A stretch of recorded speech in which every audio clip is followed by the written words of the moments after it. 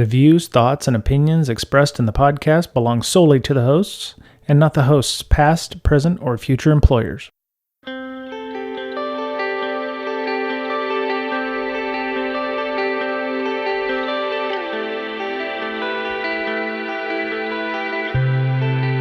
Hello, everybody. Welcome back. It's Brian, Miss Berlin, and Mr. Betcher for a very hot episode of Breaking Down Security. Does that mean hot off the presses, hot as in this is freaking wicked? Right. No, I mean, it's just really fucking hot up here in Seattle. We recorded this on 28th of June, and it hit 115 degrees at my house today. So, which that's Fahrenheit for you non-U.S. Americans. That would be like 500 degrees Celsius or something. No, I'm just kidding. It's let's see, 40 is 104, so 45 is 113, so about 114 degrees, about 46 degrees Celsius. So there you go. That's how hot it got today. So,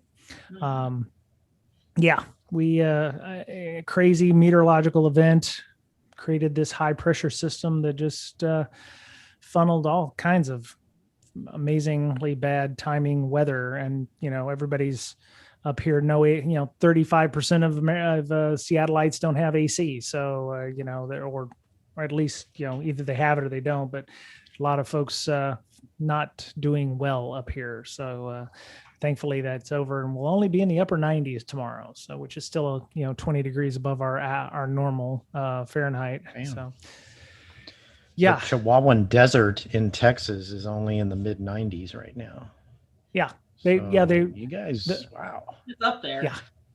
Yeah. The local news was talking about similar temperatures in other hot areas, and they were like, oh yeah, look, in Vegas it's only 98 degrees, and I'm like, oh mother, yeah.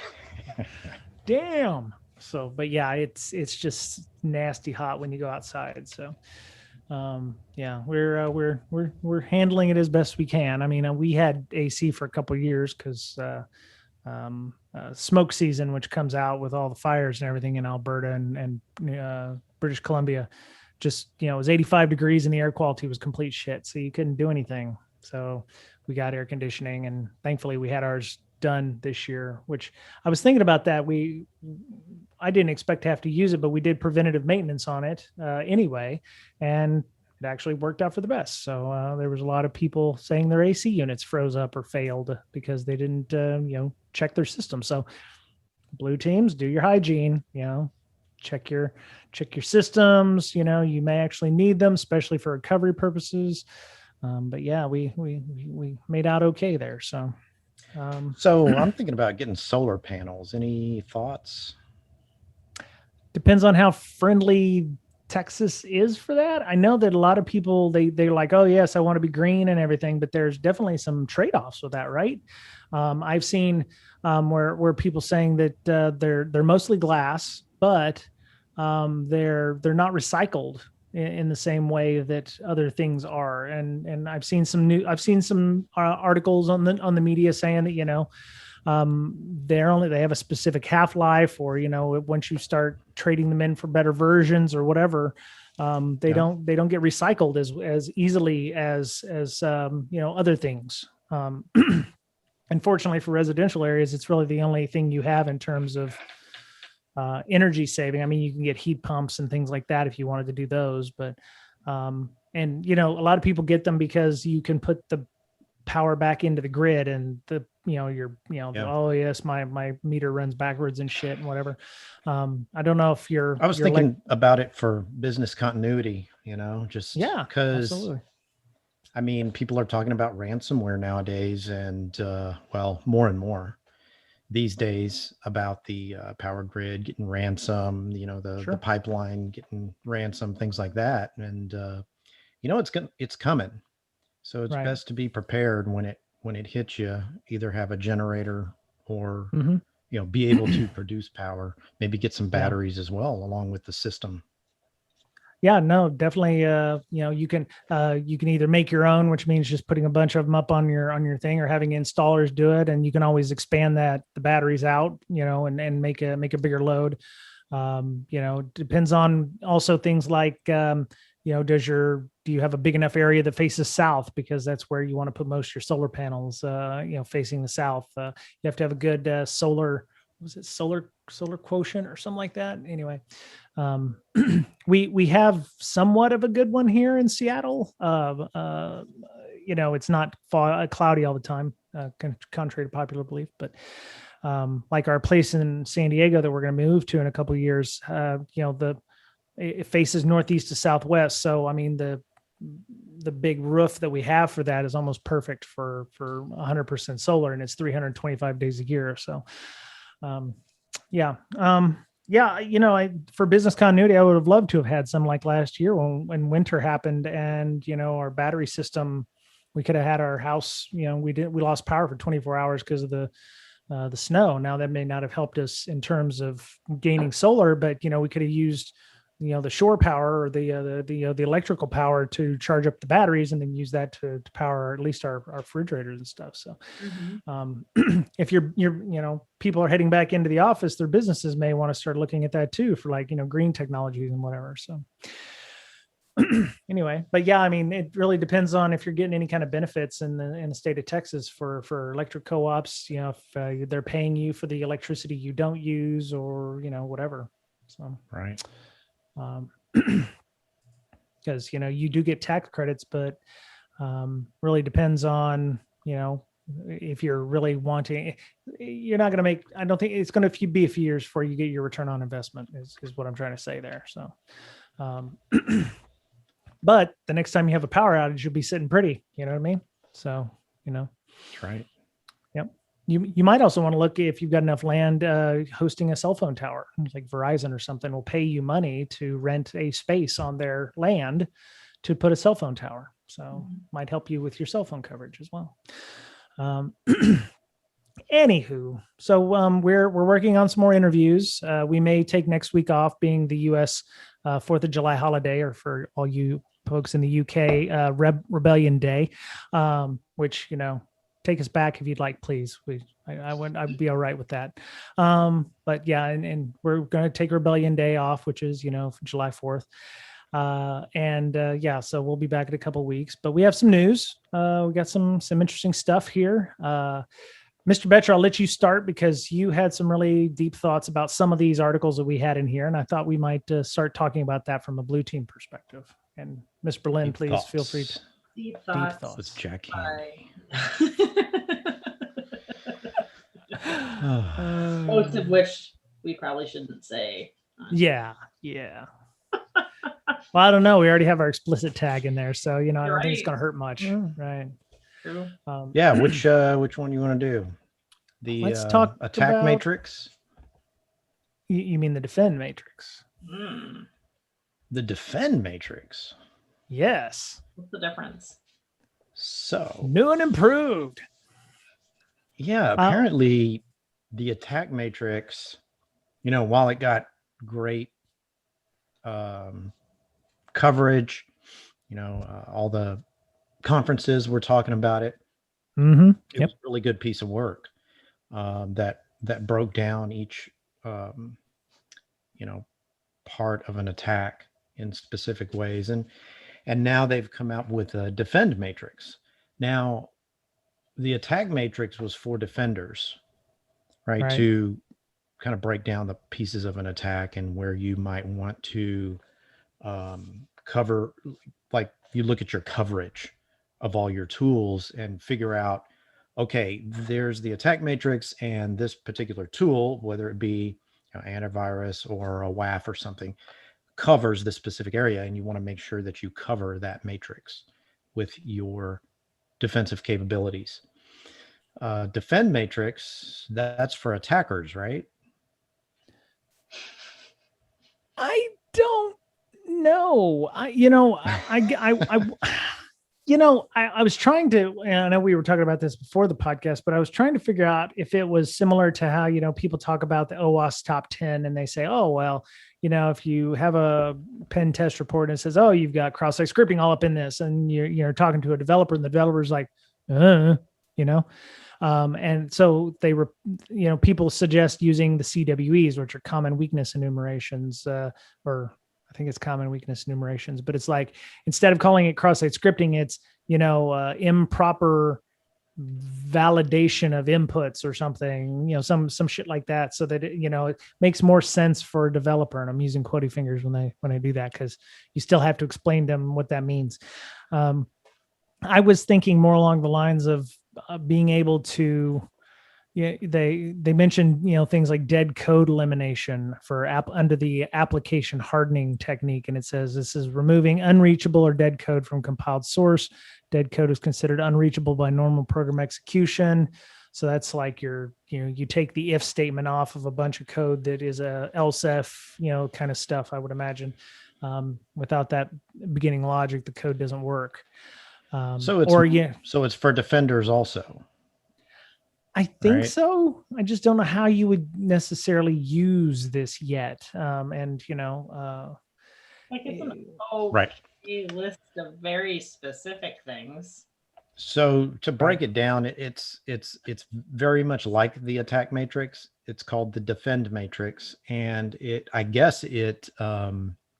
goes through another matrix that you put your tools and your processes against and make sure you have coverage again. So it's kind of another way of looking at defensive capabilities. It's divided into categories: harden, detect, isolate, deceive, and evict. Right. And it's very much like the attack matrix, and it has things like eliminate dead code, or I guess hard. I guess as instead of taking the MITRE attack matrix already and putting this stuff into it, because some of these would just be repetitive almost, right? Mm-hmm. on a lot of things in attack. So maybe they just kind of wanted a better consolidation of it, as opposed to be these 20 things in attack matrix would be this one specific defense capability. So let's take a simple one, software update. It's under there under harden, right? So when you click on it, it tells you about software updates, right? And then it shows all the related attack techniques. So it's kind of like the other side of the coin, right? The attack matrix would be the head of the coin, and then you'd flip it around. And so you have a list of, 50 or 60 attack matrix techniques related to software update. Mm-hmm. And it says replacing old software on a computer system component, digital artifact relationship. This countermeasure technique is related to specific digital artifact. Click on the artifact node for more information. So you should be clickable. Yeah, so when you click on the artifact node, when you click software, it brings up a whole other thing, and it says related offensive techniques. So it's like gives you this kind of graph where it's like, compromise software, supply chain modifies software. So it's like almost like a rock paper scissors kind of thing, where it's like, session web cookie accesses authentication service or something like that. My thing is, why couldn't they have just put this into the attack matrix by saying, use this to overcome those things? Why do they need to create a whole new matrix? And anybody that works there that would want to come explain it. That would be great. Please come and talk to us, MITRE, about these kinds of things. Apparently it's open source. It's at 0.92 beta 3, so it's not 1.0 yet. I don't know if it ever will be. But for example, under software update, a related attack technique is pass the hash. Right. What software update is that fixes or defends against pass the hash? Yeah, lateral movement using alternate authentication material. Something that I don't know of, but I mean, okay.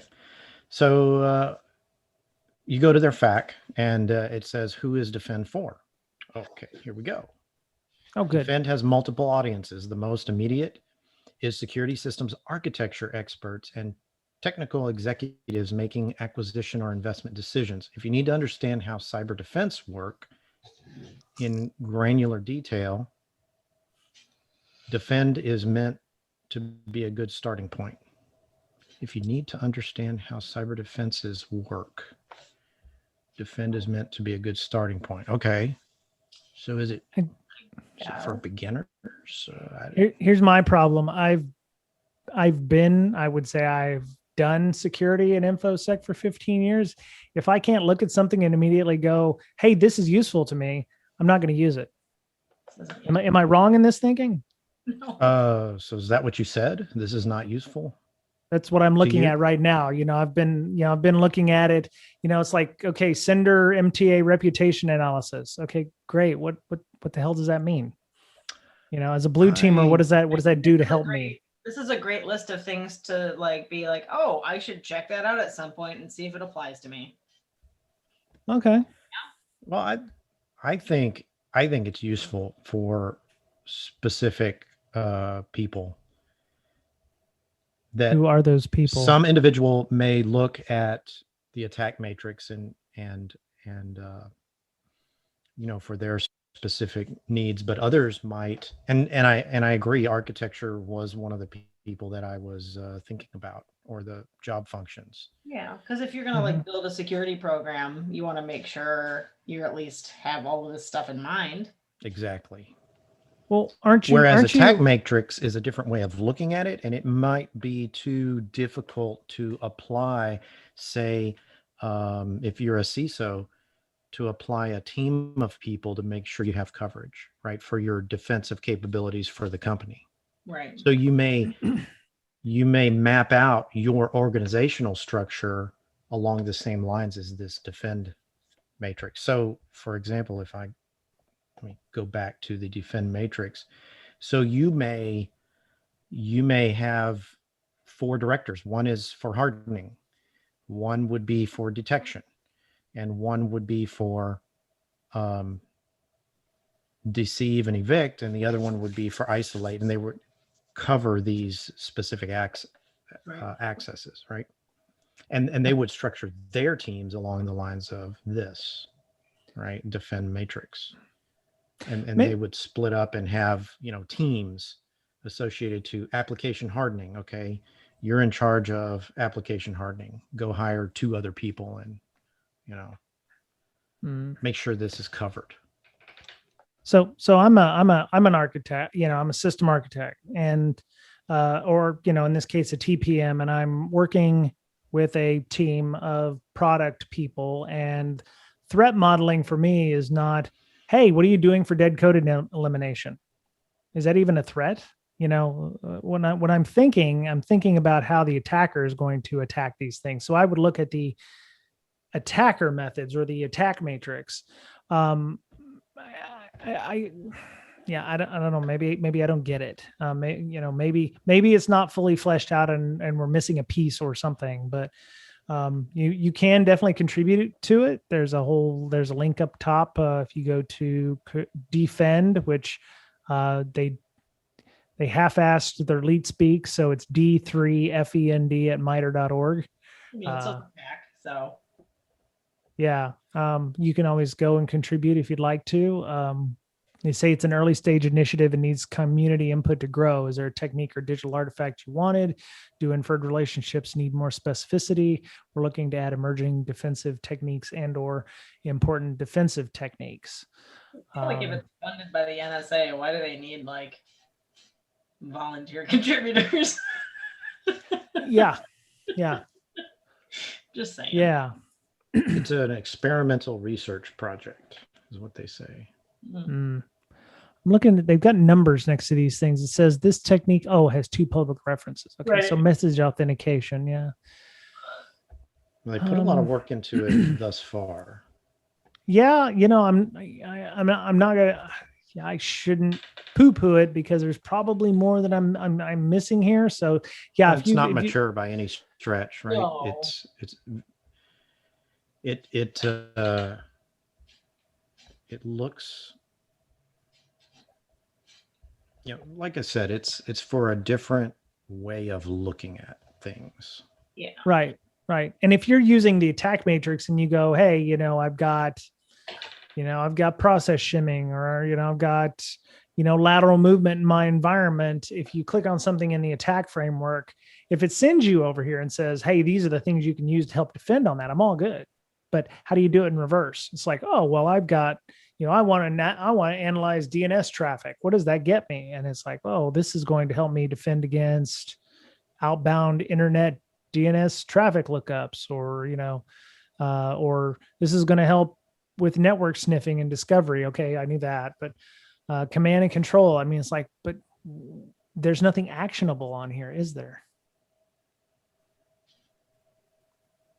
I mean, it's just a topic or a suggestion, And like definition and how it works, I guess.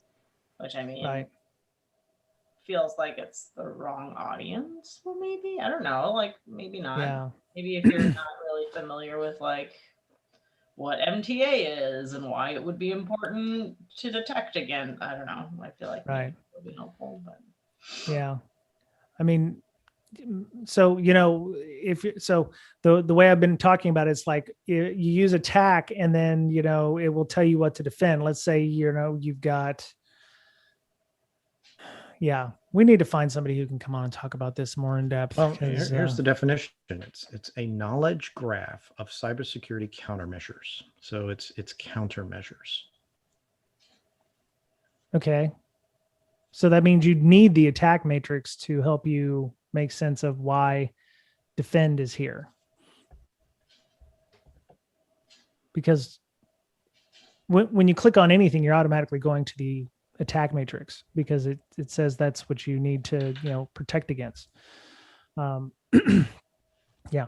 Anyway, so if you work for MITRE or have contributed to the MITRE Defend Matrix, please hit us up. We'd love to have you come on and talk. I want to keep an open mind. I would imagine that there's not a lot of people wasting their time and effort to make this thing happen if there wasn't actually an end game or a goal in mind. So, if there's a goal to this, or if there's, something where you could, pick a little from column A and column B, and you've protected yourself from 80% of the, the attack matrix, you can say, we're using homoglyph detection or homoglyph. Yeah. Just let us know, reach out. We want to have you on and talk about it. So, that's the best we can do, because right now I'm still stuck on the attack matrix, which, maybe it's just the way it's yeah, I don't know. The layout kind of wonks with me too. It's like everything kind of gives you a list of what you need to do, right? So file access pattern analysis. Okay, do that. Indirect branch call analysis. Oh, I need process code segment verification. Well, do you have process self modification detection? Yes. Right? So those kinds of things. It seems more geared toward building something. Yeah, maybe I'm a filthy PM and I don't understand. But if somebody came and said, "Hey, we should use this," I'd be like, "Show me how this is going to help." And hopefully they'd be able to do so. But like file hashing, File hashing. Why is that important? Employ file hash comparisons to detect known malware. This technique requires a list of hashes to compare a file against. Right. Considerations. There might be a perf hit on large files or very large numbers of files. Okay. The problem is this file hashing pretty much is like half of the attack matrix if you go down and look under related attack techniques. So it's like, what do you so are you defending against these things, or are you, it doesn't tell you how to do it either. It just says, hey, file hashing, hash the files. It's a thing that you can do. It's definitely a thing. All right. Still a lot of other things. That's right. I didn't know file hashing existed until I saw the defense matrix or the defend matrix. So now I know I know file hashing. So I think that, I'm not, God damn it. I feel like I'm shitting on it. And I know, me too, but I guess we should have thought of this beforehand. I don't know. Sorry, Well, sorry, it is a work in NSA PR progress. people. It is Exactly. not even a number one version yet. It's still Right. beta. So Right. So yeah, please come and join us because we'd really like to understand why it's important and necessary and needed. And if you'd like to make it better, check it out and offer suggestions. I mean, that's what it's here for. Are you trying to tell me I should do that, Mr. Batcher? Well, it's one of the great things about, I think, InfoSec, is you can kind of, like, that's how one of the first things I did as I started helping with like some open source documentation projects and things that needed volunteers to write a bunch of stuff. And it's a good thing to add as far as like, if you don't have a whole lot of stuff to do and you don't know where to start. It'd be a major contributor. Yeah. So before we go away from this, I just remembered you had mentioned this, Ms. Berlin, before the show. You said you were working on something very similar to this back in the day. Yes. And I gave up because they announced this. You gave it. Okay. But you were working on this. Why were you trying to create a defend matrix of your own? And not necessarily it was called defend. It was probably called something awesomer, but what was your reasoning to create your matrix?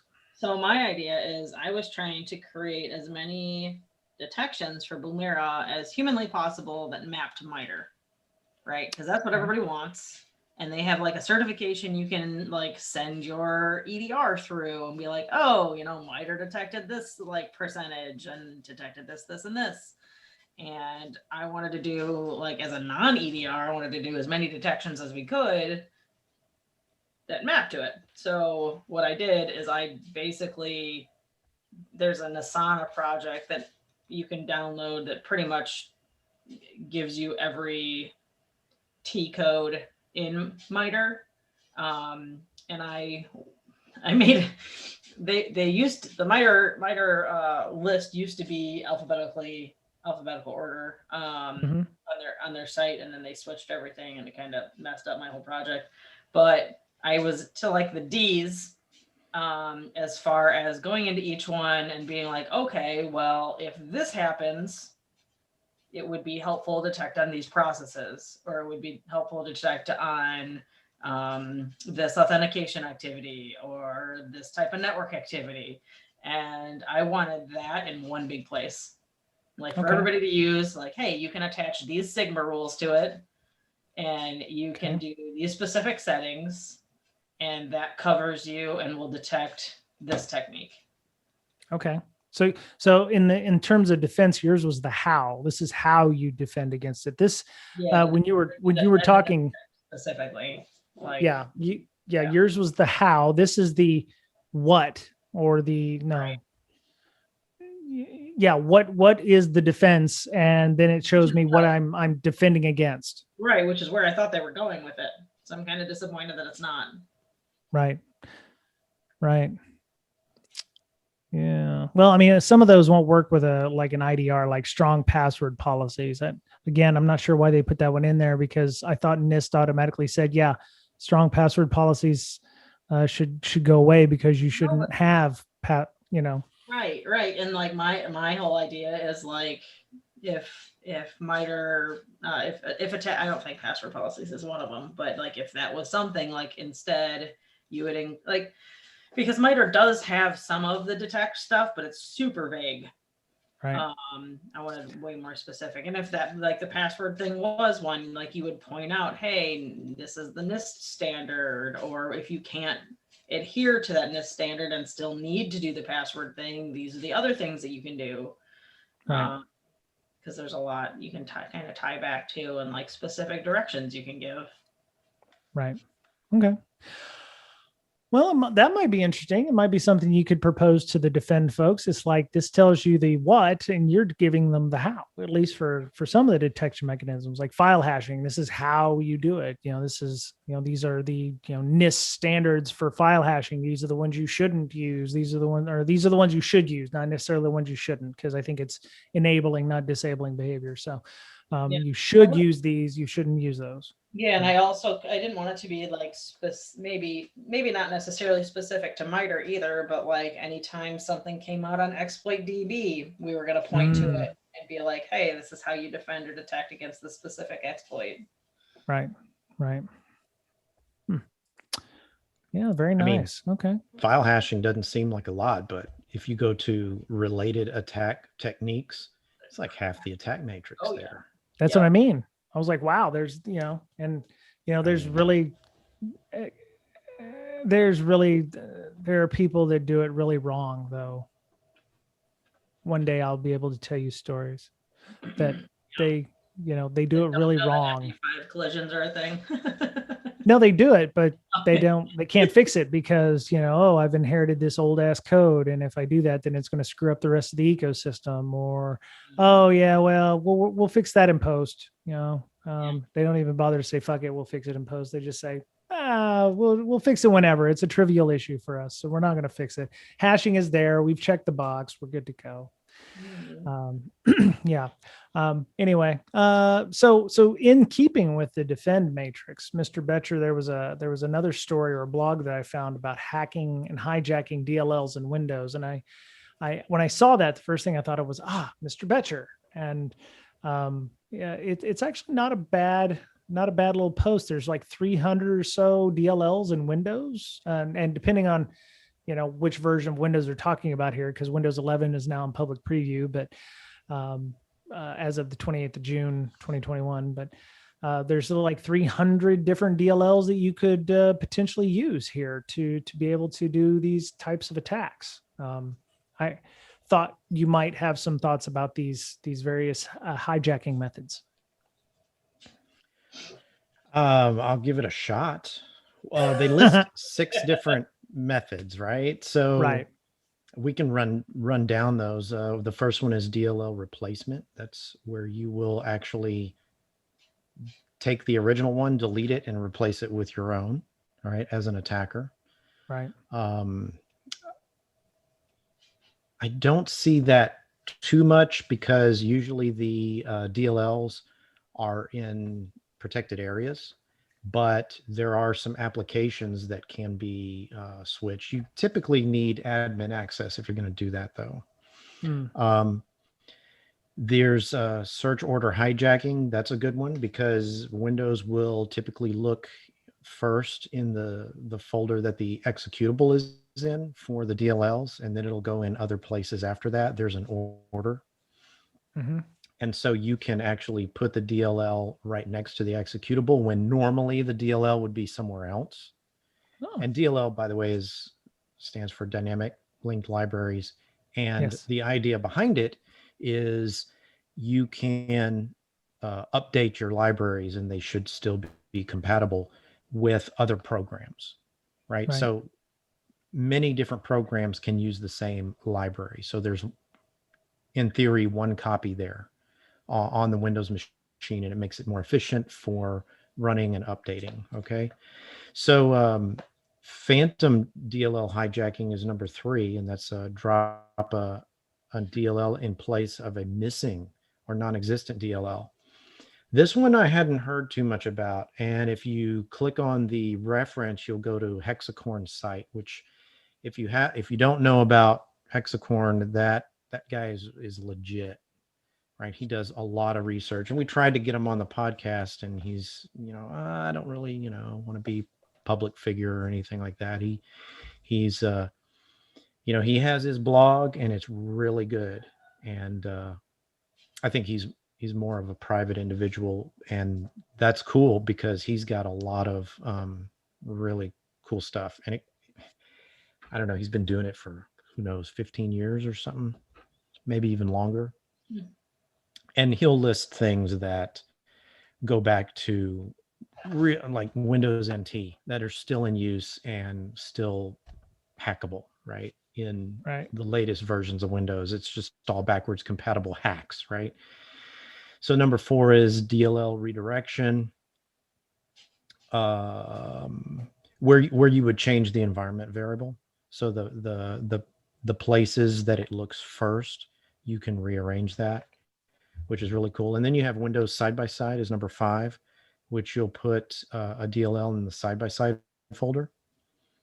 And then number 6 is relative path DLL hijacking. So let me refresh here. Copy the legitimate application to a user writable folder. Okay, that's not used as much, but you would have to copy the executable in a place. I've seen that. I've seen Dridex use that, where they would put an executable in a user folder and then put the malicious DLL alongside it.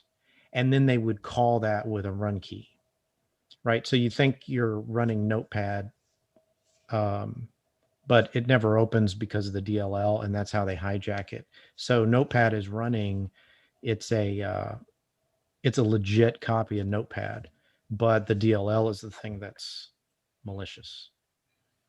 So yeah, there's a bunch of different DLL exploits that you can use, and it's just a function of Windows that these DLLs are as they are for the enhanced functionality of the operating system. So I learned something today. I always wondered what that SXS folder was in Windows. It's the side by side. I didn't know what that meant. You made me look it up, but it's for system recovery. So it saves different versions of dynamic link libraries and other system files. Older applications may not be compatible with changes in DLLs. Therefore, different versions are stored in the SXS folder at the same time. So there you go. Yeah. I did not know that. So today I learned. Okay, excellent. I'll put a link to that in our notes as well. If you want to read about that from Ionis, I think is what the name of the company is. They talk about the more, Windows is very feature rich. I mean, that's why it's popular, right? It's easy for developers to build applications on. I mean, it's an operating system for developers. They made it very easy to develop code in Windows, and that's why it became so popular. All these companies would build their code in Windows because it was very friendly to do that in modern operating systems. I say modern, but back in the 90s and 2000s, it was very easy back then to develop code because you could use all the kinds of functionality that came native with Windows. And so all that feature rich stuff comes with all of its feature rich hacks, right? That's cool. This is a perfect example of that because you have all these features of dynamic link libraries, which were put in there for legitimate and functional reasons, but unfortunately they can be exploited. And Hexacorn lists all of these, and over and over again, he'll find new ways to exploit some of the old features of Windows that you didn't even know were in the operating system, like phantom DLLs. Why there's these old programs that are looking for libraries, and if they don't find them, they still run anyway. It's crazy. It's just ridiculous. Like, oh, I need this library. It's not there. Well, okay, well, I really didn't need it, so I'm just going to run. And then you can put your own there that's malicious, and it'll still look for it. And if it's there, it'll load it. And if it's not, it won't, but it still runs anyway. There's no problems. Nice. So that feature richness kind of lends itself to exploitation. Yeah. Yeah. So Ms. Berlin, how does hijacking DLLs look in log files? Or monitoring? Is it noisy when somebody hijacks a DLL, or does it really just depend on how they do these kinds of items? Because it seems like that would definitely be something that would be in the attack matrix, is hijacking DLLs, or methods in the defend matrix of how you would protect against the hijacking a DLL. I think it is. I think you have to do you have to monitor the registry. Like there's certain parts in the registry to monitor. Is that? Do you know that, Brian? Is that right? Yeah, I think DLLs are in the registry. It's tough though because it's very noisy. I know. Because programs do it all the time. Sysmon can monitor DLLs, but every application could load 10 to 100 DLLs, depending on the size of the application and what it needs. Wow. And then you'll load the same DLL over and over for different applications, but one executable in a different place might load a different copy of a DLL, right? Because it's stored locally.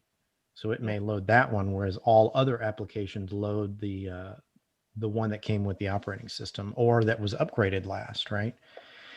So it is tough to monitor DLLs. You can do it.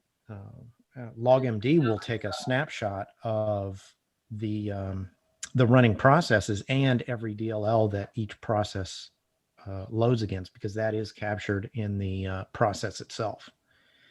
And so you can go to each one, and it's real tricky, because in the process tree, it could say that it loads a specific DLL, but really that one wasn't the one that was loaded. So it gets really complex. And Sysmon can be very noisy if you're monitoring DLLs as well.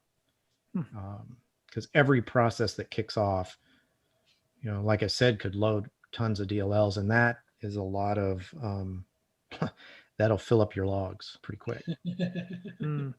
Yeah, I know that it's a little easier, and it doesn't happen probably quite as often, but to monitor for people manually registering DLLs, like via command line and stuff, like, because that's not as common. There you go. Right. Could you edit a DLL? Because it's just a text file. That's the other thing I learned a while ago, but it's just a text file, right? That tells the program something to run, like an INI file or something. No, it's not a text file. It's an executable. It's an executable. You can't really double click it and have it run, but it's like a package of functions, right? Because in basic programming, where you have your main program and then you call a bunch of functions, right? From that main program. Well, a DLL can have functions, but the problem is you need to know what the function name is and its location and things like that in order to call a DLL. So you need to know something about it. Okay. Right. From the outside, you could disassemble it and look at those and then call it later. But, that's a little involved. You're lighting my PTSD off when you said, every application could load its own version of that DLL. And I'm flashing back to Oracle when it installs its own version of Perl and its own version of Java and its own version of other shit. And it's like, then you run, your vuln scanners against your machines and you find out, wait, I've got a patched Perl or a patched, other piece of shit that Oracle uses. Well, I just said the same thing twice, but, it's like, no, I have to patch the Oracle version, which if you try to patch the Oracle version, then it breaks that. So Oracle to patch. Right. You have to wait for Oracle to Yeah. I make the jokes. So with LogMD, we wanted a standalone binary, just one binary. If you by default compile code in Visual Studio and Windows, it will use all the libraries on the system at that time. And to do an install, you would have to package all the libraries that it uses. And some of the libraries that you might use may not be on a standard Windows system. So you'd have to do an install for your application. And that's why most applications have their own installers. So they make sure to install those DLLs on your computer during the install. Well, we didn't do that. We used every library static and just contained it inside one file. So we don't rely on DLLs. So DLL would be dynamic. In other words, they can be updated by the operating system at any time. Whenever the user decides or Windows decides to update the operating system, you would call in your application the updated library. Nice. Right. Okay. And that makes sense because it's probably safer, right? Because somebody tries to inject a DLL or something into your application. You've got all your static libs in there. You don't have to worry about somebody hijacking and modifying your LogMD, to make it do something you don't want it to do with a DLL type attack, because everything's built into the binary, right? That's right. So it'll obviously call whatever's inside there. It won't go looking, and it shouldn't go looking for other libraries outside of the binary, because they're all there contained inside. Well, that seems like a better idea to do everything static. Why is it just makes the executable that much larger, or Yeah, it does. It makes the executable a lot larger, and if you did that across your entire operating system, it would be so large, and it's large enough already, right? Okay. I mean, Windows is very large now, and can you imagine if every program had its own libraries and didn't call native libraries like hashing algorithms? Because Windows contains a lot of crypto native. In fact, all of the crypto that you'd want to call is contained within Windows crypto libraries. So just use those. And if there's a flaw, if there's a vulnerability in one of these crypto libraries, like say AES 256 has a flaw, right, that we didn't know about, and all of a sudden there's an O-Day or whatever, and they figure out, okay, now we need to patch AES 256. Well, Windows would patch it for you. And so all the applications that use that crypto will now call the updated version, and there's no need to update every individual application. Yeah, that makes sense. Yeah, making it more modular makes it easier to patch, but it also introduces different kinds of attacks or different requirements to defend. So just remember, there are no solutions. It's only trade-offs, right? There's no solutions to anything. You just trade one thing for another. And so Windows chose to have dynamic libraries for all these advantages. Unfortunately, it comes with some disadvantages. Sure. That makes sense. Wow, that was a pretty good discussion. Do we want to go through some of these other articles? Miss Berlin? Miss Berlin's giving me a shaky head. She said she was a little tie from going camping this weekend. She had to go tie. She's tired. It's a lot of work. Oh, I know. I tell you what. I'm about to enjoy that in the end of August here. So coming home from a transatlantic flight to spend 3 days camping. So there you go. I mean, the second day wasn't too. The second day was harder because I was the only one in a kayak. Everybody else was in a tube. So, I mean, there's a good amount of time when I was just pulling 5 people behind me that were attached to a rope. Wait a minute. You said it was. You said it was hard work. You said you were drinking and floating. How is that hard work? I mean, it just is. Like, you're in the sun the whole time. Someone's got to drink all that stuff. So you got to turn around. It just sucks the energy right out of you. Yeah, man. That alcohol won't drink itself. It's not like you can nap. You don't want to run into the shore or a tree branch or anything. That's true. Okay. I could see that. I guess, using the canoe or I don't. I'm making some kind of rowing thing, but have you ever used a canoe, Ryan? No, sadly, I don't canoe. No, I'm good. No, I'm good. I love kayaking, so I did kayaking the second day. Okay. You have way more control over where you're going. Makes sense. Being in an inner tube or whatever, you're just kind of like right. You run into something, especially when you're short armed. You can't paddle anywhere. That's true. And if you end up falling through the hole, because it's like a donut. So if you fall through the hole, you get stuck.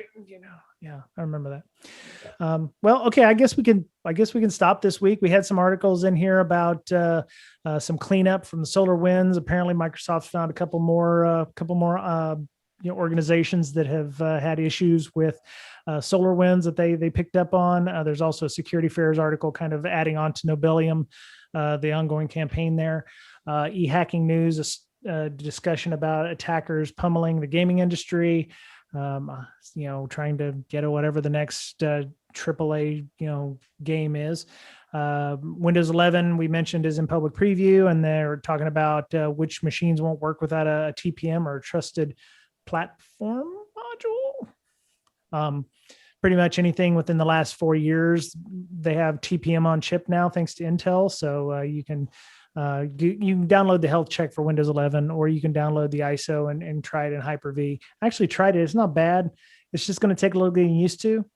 And then as medical device manufacturer had issues with their reporting dashboard. It's not as bad as I thought it was. Zoll has a upload where they're using Excel spreadsheets, and apparently you can corrupt the dashboard with that. So go look that up on the reg. Also, we've got links to all of our articles, including Twitter Hexacorn. So if you want to shout out to Hexacorn and say thanks, or I heard you on BreakSec, talking about your awesome website, please do so. Let me see. Conference talk. So InfoSec Campout's still going on. August 27th, 28th, and 29th. I have now received all 3 shirts from the logos that Miss Berlin created and Nuka Bella added to the store. I have a nice, I want to say it's like almost a pink, like a salmon colored shirt, but they fit real nice. I have a medium, and a medium fits medium size. So it's not like, you buy a large and it's, won't fit you. So if you order a medium, you're going to get a medium size shirt. So it's really nice. I have the hack one, which is not the one talking about, it's actually got the dates on it. So yeah, go by and get one if you want. You can help out in that way. If you, we still have a couple tickets if you're up here in the Seattle area, or you just want to fly up to Seattle for whatever reason and join us. We still have some tickets to come to the conference. I'm sure we can probably, work something out if you really wanted to camp, but we're trying to keep it under 40 people because we don't want them kicking us out. So we can work something out as we're going along. We're still like one speaker short, but I think we can find that person. We're actually not doing a CFP. We were kind of hand inviting people to come to make sure that we have a good diversity, or a good group of people. We did have a workshop, but Miss Berlin abandoned us in our moment of need. And I'm sorry. That came out of my mouth. My inner monologue was off. No, it's all good. You already committed to Blue Team Con, so I hope you enjoy your Blue Team Con. There's only so many weekends, so somebody's going to get. It's okay. It's fine. It's fine. We'll catch you next year. But yeah, after everybody's starting to do in-person things, then, like I said, there are only so many weekends. We're going to be, at least we're not on top of something big like, DEF CON or Black Hat. We never be that stupid. So, cool. So, and I wanted to talk about setting up my Pihole, but that's okay. It works out really well. And, if you're not using a Pihole at home, you might want to think about looking into one. So, okay, Miss Berlin, tell us a little bit about everything you're doing, because you're a Renaissance person. You are Renaissance. I mean, artist, speaker, everything, man. You're killing it. Oh God, the rest of the year is gonna be rough. Let's see here. Still doing training, the tabletop and playbook stuff. Now we're actually going 2 places to do it, which is super cool. We have scheduled with a really cool ISP in Indiana in a couple months, doing like playbook development, like a little mini conference thing. So that's cool. Okay. And then all the stuff with Blumera is going really super well. I guess we should be announcing some stuff here soon. So cool. Like very nice. I guess for that. And yeah, speaking of Blue Team Con, doing the village a bunch of places. Yeah, it's going super well. I think we might actually have something at DEF CON for mental health hackers, which I never thought we would, because it's crazy expensive to do anything there. Yeah. And it should be a little smaller this year too, so it might be a little bit easier for us to do something. So right. That's possibly coming up too. Yeah. I think that's it. Cool. Okay. And people can find you online at InfoSister, and they can hit you also up at what, mental health hackers, and at Hackers Health on Twitter, or Hackers Health. Yeah, or at info@mentalhealthhackers.org. Okay, very cool. Okay, Mr. Betcher, we talked a little bit about LogMD. If people are interested in checking out a forensic tool like yours, how would they find that? Yeah, you just go to the website, log-md.com. Log very with nice. the little dash in between the M&D and the log. Right. Okay. So if I wanted to do a domain hijacking, I'd use like whatever the longer dash is or whatever, kind of, anyway. I hope okay, not. cool. Anybody's fair game for those domain squatting kind of things. Cool. All right. And you're on Twitter, BetYourPwned. So people can find you and talk about all the DFIR things there if they want to do that. So, podcast, you can find us at BreakSec. Conference, InfoSec Campout is actually at InfoSec Campout. We try to keep it simple here. We don't try to, make people overanalyze things. So, we're the nonprofit. The nonprofit that we have is the InfoSec Education Foundation. There's pretty much self-explanatory. Ms. Berlin, Mr. Betcher are all officers of the InfoSec Education Foundation.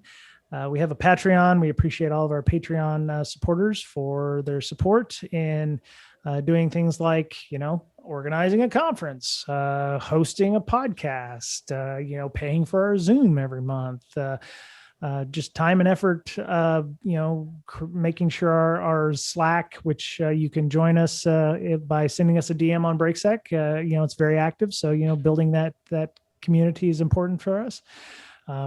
It's just the costs of doing this every week or every other week or on a regular basis and creating that. June 7th, we also have a CSEC East meetup. First one we're ever we've had in person in over 18 months. We're going to be up at Black Lodge Research in Seattle. If you're in the Seattle, Redmond, Bellevue area, hopefully it won't be 112 degrees in the shade. So come out and join us. Bring your own food. We have, if you go to meetup.com and search for CSEC East, SEASECEAST, you can find us. And you can RSVP. And that's it. Awesome. Ms. Berlin, thanks for coming as always. Mr. Betcher, you too. Both of you are very, I love you both and platonically, and don't call HR on me. Thanks y'all for coming out this week. All right, so that was it for Breaking Down Security this week. Have a great week. Stay cool, especially if you're in the Pacific Northwest or in the Northern California area. Don't throw out any ciggy butts and start fires or anything, because smoke season's coming. Take care of yourselves because you're the only you have, and we'll talk to you again soon.